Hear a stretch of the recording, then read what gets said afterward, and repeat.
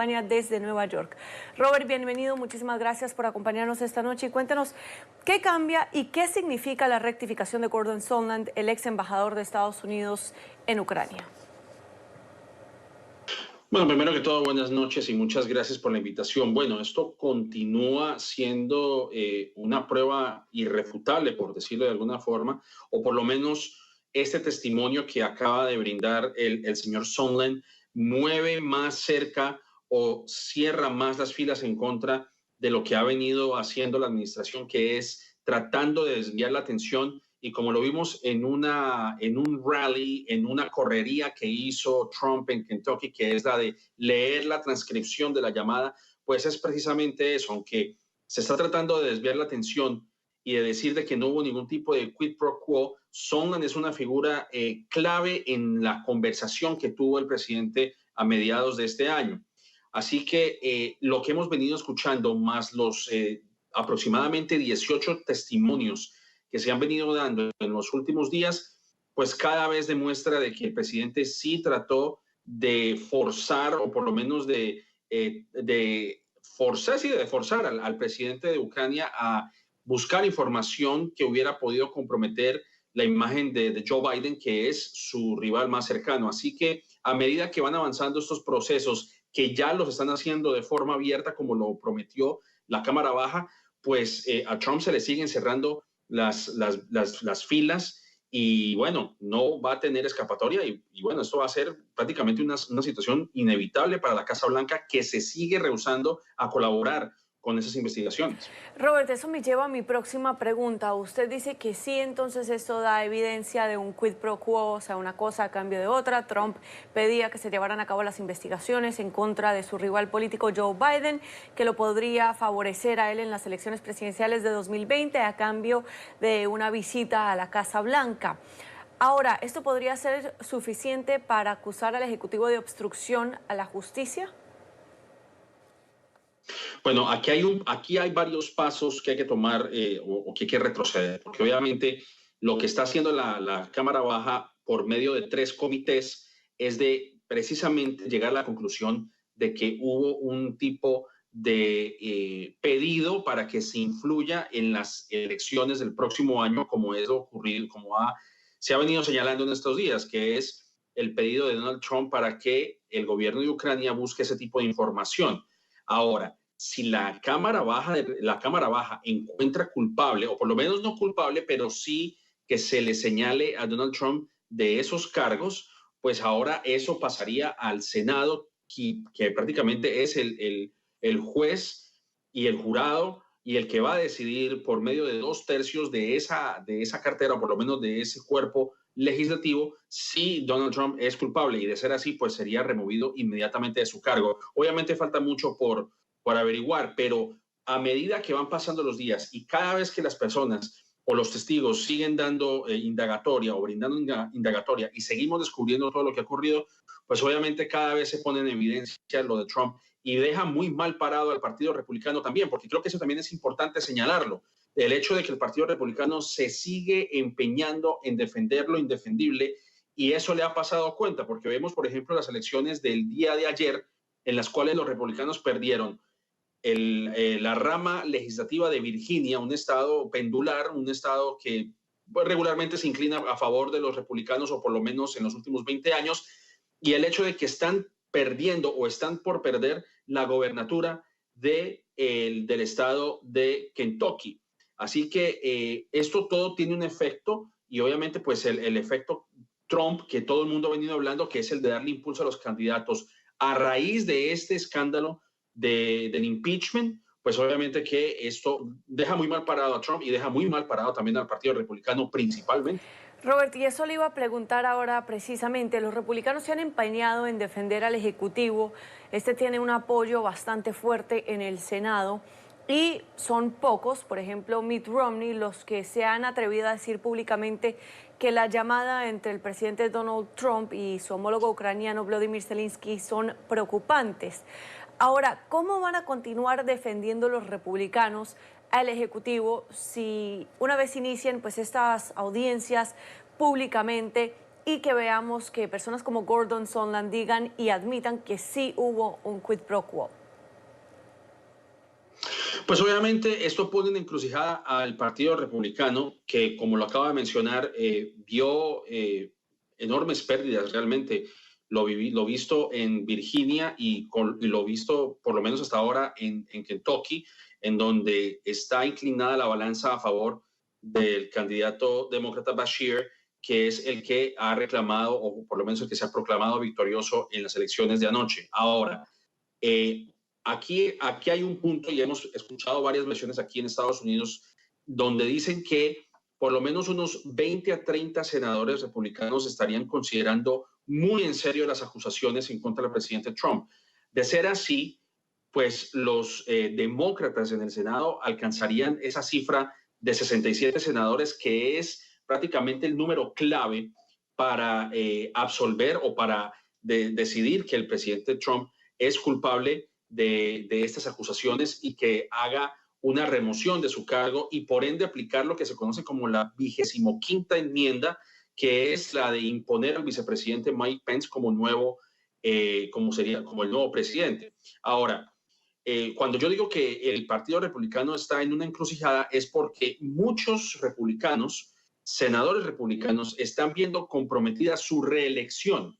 Y en vista de que el Partido Republicano es un bastión de Donald Trump, prácticamente él tiene controlado ese partido. Quien esté en contra de Donald Trump, pues también puede figurar un problema para sus aspiraciones reeleccionistas. Y me refiero a algunos senadores, como por ejemplo el caso de Mitch McConnell, que no se sabe, bueno, puede que gane, pero también con lo que vimos en Kentucky, su candidatura estaría en veremos. Hay algunos senadores que también están en problemas de reelección, como es el caso de Susan Collins en el estado de Maine, que es una republicana de cierta manera moderada, pero en caso de ir en contra de Donald Trump, lo que podríamos ver es que ella no sea reelecta y está en problemas realmente para ser reelegida. Así que los republicanos no tienen otra opción sino o estar a favor de Donald Trump y asegurar sus cargos, sus curules, o ir en contra y correr el riesgo de perder. Increíble, ¿no? Y así es como Trump ha logrado pues el apoyo de una gran mayoría de los republicanos. Ahora, por otro lado, ya conociendo los detalles que sabemos sobre esta investigación, ¿habría de cierta manera algo que pueda impedir a Donald Trump legalmente de convertirse en candidato presidencial con los detalles que tiene el Congreso actualmente o por el momento no? Bueno, vamos a plantear eso que tú acabas de preguntar, vamos a plantearlo en dos distintos escenarios. Supongamos que Donald Trump sea absuelto de todo cargo y probablemente sea reelegido el próximo año. Cualquier cosa puede ocurrir, ya que las últimas encuestas indican que está todavía cabeza a cabeza con los tres principales candidatos demócratas, y me refiero a Bernie Sanders, Elizabeth Warren y Joe Biden. Todavía mantiene el número mágico de los 270 o incluso más. Los 270 me refiero al número del colegio electoral que le permite ser presidente de los Estados Unidos. Si Donald Trump es reelegido, yo creo que inevitablemente va a tener que enfrentar cargo del impeachment, porque estamos señalando el comportamiento de Trump mismo. Un segundo mandato de Donald Trump va a suponer que va a continuar su degeneración moral, que es lo que señalan muchos críticos. Es decir, va a continuar una postura autocrática, que es lo que también se le ha señalado, va a continuar una corrupción, va a seguir adentrándose más en un problema que se conoce en inglés como los emoluments. Un emolument en inglés significa recibir apoyo financiero del extranjero, como ha ocurrido con sus negocios, y inevitablemente pues esto va a llevar a su cauce, va a llevar al fin de la administración de Donald Trump.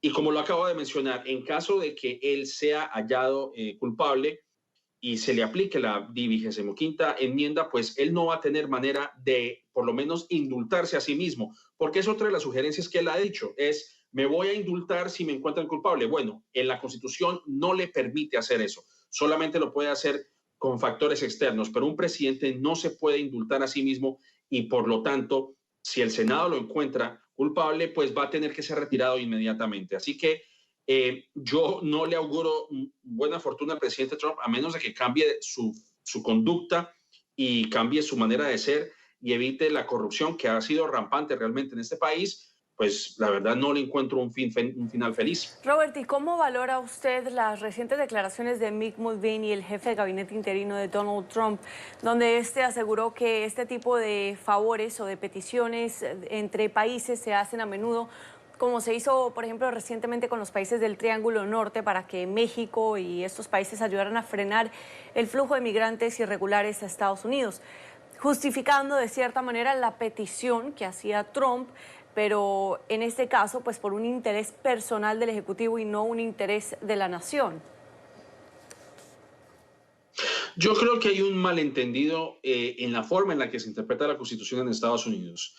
La Constitución claramente desde la fundación indica que ningún mandatario en cabeza del presidente, por lo menos, y su principal figura, no puede pedir la intervención de un país extranjero o de un ente extranjero para cambiar o influir en las decisiones electorales. La comparación que hace Mulvaney es una comparación de peras y manzanas, porque aunque el presidente Trump ha tratado de persuadir a los países del Triángulo Norte y de México inclusive para ser países de tercera vía, pues es una decisión de un mal gobierno, pero la Constitución misma lo dice.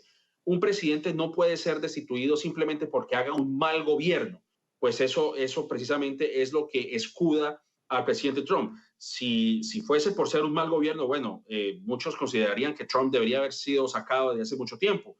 Y me refiero no solamente a lo del Triángulo Norte, sino el trato que le ha dado precisamente a los inmigrantes, o por lo menos la manera en la que él ha manejado el tema migratorio. Ya eso tendría que enfrentarlo en una corte aparte, porque este es otro caso que también hay que mencionar. Un presidente en ejercicio, pues obviamente no puede ser llevado a un tribunal o puede ser tratado de forma criminal. Pero en el caso de ese caso que tú mencionas, pues obviamente es un simplemente ejemplo de un mal gobierno. Pero cuando ya se habla de que pida un apoyo externo para influir en las elecciones de una democracia, ahí es donde entra la Constitución y donde se le pide la sanción al presidente. O sea que la comparación que hace Mulvaney, que aparte no quiere colaborar con esta causa, pues, o con la causa de las investigaciones, me refiero, pues obviamente que es un punto que no tiene que ver una cosa con la otra. Robert, y por último, y para cerrar ya esta entrevista, a pesar de todas estas graves acusaciones y de las declaraciones que hemos escuchado hasta el momento, la base de Trump se mantiene bastante fiel al presidente y su popularidad continúa en niveles de un 40%. ¿Cuál es el impacto político electoral que esto tiene en Estados Unidos y qué podemos esperar para las elecciones del próximo año, teniendo en cuenta lo que mencionabas recientemente sobre Virginia y Kentucky?